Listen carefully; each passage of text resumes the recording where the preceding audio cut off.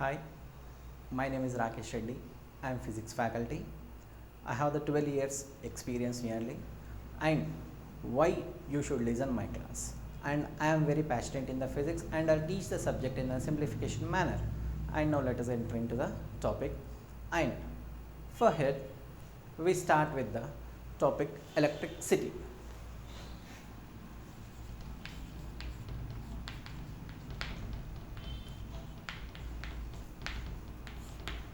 What is electricity? Electricity is defined with the two terms. The basic two terms of the electricity is first thing is static.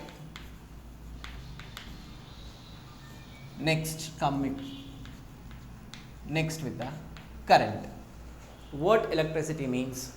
It is considered with the static and the current. What static says to us? Static is which is nothing but the rest. Current is nothing but in the motion. If I consider the term electricity, I simplify this with the electric charge. I simplify this to the electric charge. Electric charge. Every physical quantity in physics is variable with a symbol is capital Q. The electric charge is symbolized with the capital Q, and the SI unit, the system international unit, is given with coulomb. And the abbreviated with symbol is given with the capital C. Electricity, which is nothing but electric charge. Electric charge is given with the symbol Q, and the SI unit is C. Electricity is under the consideration of two terms, static electricity and current electricity. Static electricity is nothing but the charges which are in rest, and current is nothing but the charges which are in motion. Now student, don't get confused what is mean by electricity, what is mean by static, and what is mean by current. The electricity which deals with electric charge in rest, and again the electricity which deals with the word called in motion. So now we are learning with the current electric charge, which is nothing but current electricity. What the term current electricity says. Before to say about current electricity, the term charge, the electric charge was given with the symbol with the Q, and SI unit is C, and given with after the passing of the Charles Augustine Coulomb. Now coming to the part of current electricity.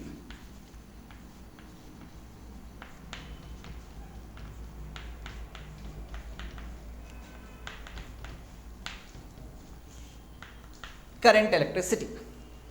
First, what is the definition of current electricity?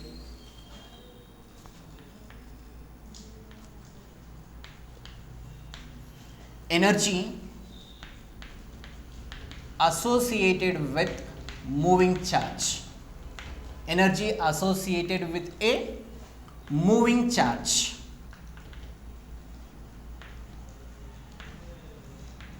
Energy associated with a moving charge.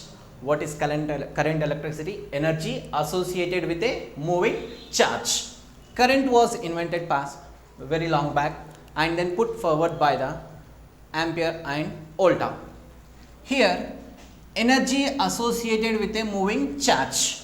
What is charge? The basic thing of we know that the charge is derived in two types. Again we have that one is with the proton and in electron. Proton and electron. Where we these protons and electrons we have?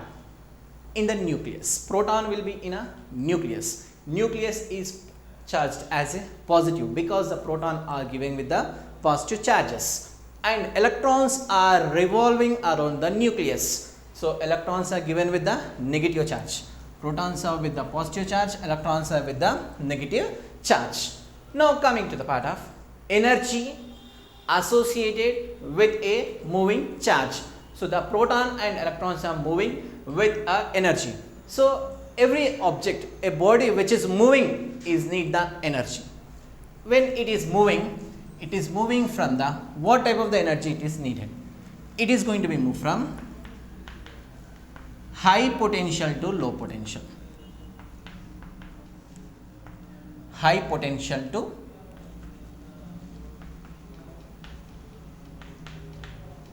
low potential.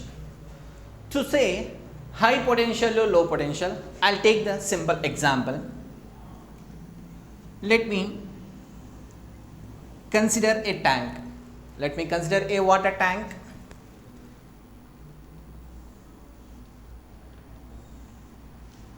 Here the cylinder, this, and I want to put here a stopcock, kept a stopcock. This I want to call a cylinder A, and here I want to call this as a cylinder B. The water level in a cylinder A at high level. The water level at cylinder A is high level and the water level at B is in low level. Now, student, you should get it out. Why the water level in a cylinder A and in the cylinder B are in difference? Here you should get a term called hydrostatic pressure. The term here we included is hydrostatic pressure. The term included to the water. Now, if I open the cork over here, then the water is going to be running from the cylinder A to cylinder B. Why the water is going to be run? When a cylinder A is going to be get down, what is going to be happen to the cylinder B? It is going to be get raised. When the both are going to be get equal, then the water level is going to be raises to the equal. This we call as equipotential. This is happen because of equipotential. What is equipotential? This equipotential is going to be happen because of the hydrostatic potential difference. Because of hydrostatic potential difference. Now, let us go with the one more simple example. Let me consider a body. Let us consider a body which is of 80 degrees Celsius, which is with the temperature of 80 degrees Celsius. And let us consider one more body which is with the 20 degrees Celsius. These both placed in a closed area. Now, why we are placing this in an isolated plane? External energy should not get into the plane, and internal energy should not move out from the plane. Now, we will be coming to know that which body is going to be lose the temperature and which body is going to be gain the temperature. We all know that 80 degrees Celsius is nothing but the high level, 20 degrees Celsius is nothing but the low level. So, the temperature is going to be moved from the 80 degrees Celsius to the 20 degrees Celsius. Then, the both are going to be attain a temperature which is of T degrees Celsius. This temperature we call thermal equilibrium. What we call this temperature? We call this temperature as a thermal equilibrium. Now, what you are observing the difference between these and this. Here, the flow of heat energy. The flow of heat, which is nothing but the heat energy was flown. What was the form of heat energy was happened over here? What was happening here? The flow of water. The flow of water was happening here. Now, with the same example, here we have the hydrostatic pressure difference and here we have the thermal equilibrium potential difference. Among these difference, which is going to be shown in the current? The electric. The potential difference is going to be shown from where we are going to be get, which is going to be allow the difference in the potential. The potential difference we are going to be get in the source. Source is nothing but cell or a battery. Now, if you cleanly observe, you can take a cell which is get back from the market. There we are going to be observe a note on it 1.5 volt. 1.5 volt. What does this mean? A 1.5 volt cell consists of positive terminal and the negative terminal. Let me take a positive symbol and the negative symbol. Positive is nothing but the high level, negative is nothing but the low level. Positive is nothing but high level and negative is nothing but low level. So here it is going to be transferred the energy from the high level to low level, high level to the low level. Now once again, children, let us know what we have come across here. Electricity. The term electricity is divided into two types, two terms, static and current. The word static deals with the rest, the word current deals with the motion. Electric current, in a simple term, we consider it as an electric charge. Electric charge is given with the variable capital Q and the SI unit C. C is nothing but the coulomb. Now, electric charge, the dealing with the electric charge with the static is nothing but the electric charges are in rest position. Electric charge with the current is nothing but electric charge in motion. Now we are dealing with the current electricity, dealing with current electricity, which is nothing but motion of electrons, motion of electrons, motion of electrons associated with it. So, what type of the energy is going to be gained to the current electricity? To moving here, it is going to be gain kinetic energy. It is going to be gain the kinetic energy. Current electricity is nothing but kinetic energy associated with a moving charge. Now, what is the charge we have? We have the charges. From the beginning, the basic of the charge is two things. Nucleus. In the nucleus, we have the proton. Around the nucleus, we have the electron. Protons are positively charged and electrons are negatively charged. Now, what type of the energy we have? High potential and the low potential. What is energy flows from always high potential to low potential? For that we have taken the two examples. One is the equipotential and the one is the thermal equilibrium. Next is electric potential difference. What is electric potential difference? Electric potential difference is nothing but the defined as a amount the work done per unit charge. Work done per unit charge. Electric potential is denoted with the variable Q, V, with the variable V, and it is a scalar quantity. V is nothing but the work done by charge. V is nothing but work done by charge. What is V? Electric potential. Electric potential is defined as a work done per unit charge. Now, what is the concept of potential difference? For example, if you consider the potential difference for two bodies, if you consider the potential difference for two bodies, VA minus VB equal to work done per charge. Work done per charge, and its units are joule per coulomb. Its units are joule per coulomb and can be written as J per minus 1. And next is, what is Ohm's law? What is Ohm's law?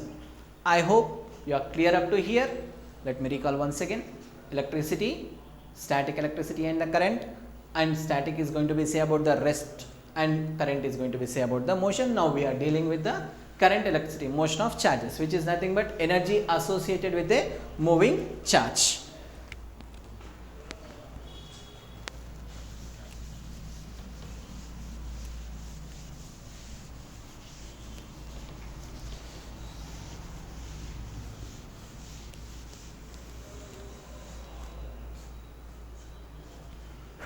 Next, Ohm's law.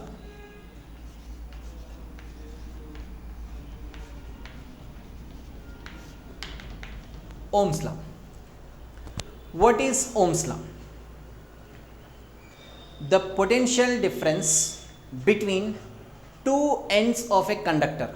The potential difference between two ends of a conductor is directly proportional to the current electricity passes through it. Current electricity passes through it. Let us recall once again. The potential difference between the two ends of a conductor is directly proportional to the current electricity passes through it at a constant temperature, is called definition of a Ohm's law, which is V is directly proportional to I. V is directly proportional to I. This proportional symbol to be converted to a constant. V is equal to, the constant is R. What is R? Resistance. What is R? Resistance. resistance is nothing but which obstructs the free flow of current. Which obstructs the free flow of current is nothing but resistance. R equal to V by I, then V equal to I in R, where we have the definition for Ohm's law, V equal to I into R. Next, coming to the part of what is the limitations of Ohm's law we have. The limit, before to know about the limitations of the Ohm's law, we should know about the which obeys the Ohm's law and which not obeys the Ohm's law. Metals which are going to be obeys the Ohm's law and LEDs. For example, if you think this is current and this is the voltage, the graph will be in a constant. It is nothing but which obeys the Ohm's law. We call it as a ohmic conductor. We call it as a ohmic conductor. And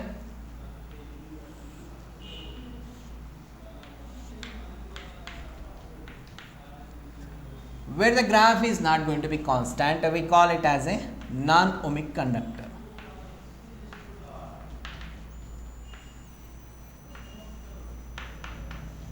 Non-ohmic conductor. The non-ohmic conductors, for examples, are LED.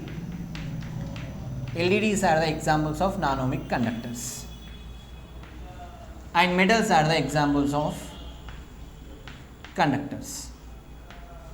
Now, what are the limitations of the Ohm's law we have? The limitations of the Ohm's law is, we have the three limitations. First limitation, obeys only metallic conductors, obeys only the metal conductors, and it not obeys the gaseous conductors and the semiconductors. And the main drawback is, which is going to be maintained always the same temperature at a constant temperature. And the readings of the Ohm's law should be taken with the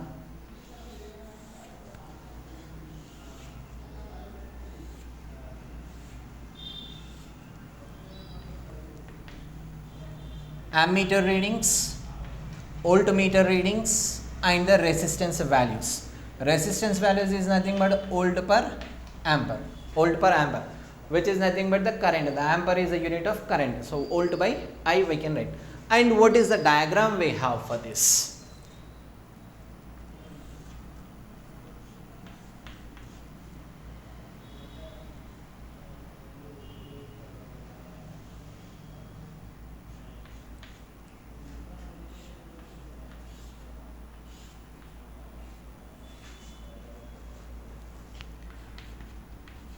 Iron spoke, and around the iron spoke we have to connect the voltmeter parallelly to the iron spoke, and terminals, two terminals, positive and the negative terminal, and ammeter should be series to the cell or battery, and here we have a key. Now, the main thing about the connections of ammeter and the voltmeter. The connection of ammeter and the voltmeter should be done always. Ammeter should be in series and voltmeter should be parallel connection to it. And now, resistance. What is resistance? Which obstructs the free flow of current. Now, what are the factors are depending on resistance? Now, I think, are you clear with the Ohm's law? What is Ohm's law? Potential difference in the potential difference or the two ends of a conductor is directly proportional to the current in a conductor, and this proportional symbol should be converted to A equal to, and we are going to be generate the resistance, and R is a constant we are taking, and the name of the R is resistance. R equal to V by I, and V equal to I into R. Next, we come to know about what is the factors affecting of resistance.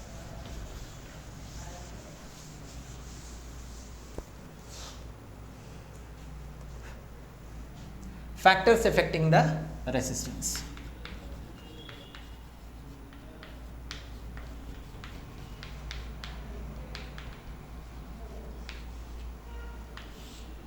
We have the four factors. One is material of the conductor, material of the conductor, thickness of the conductor, temperature of the conductor and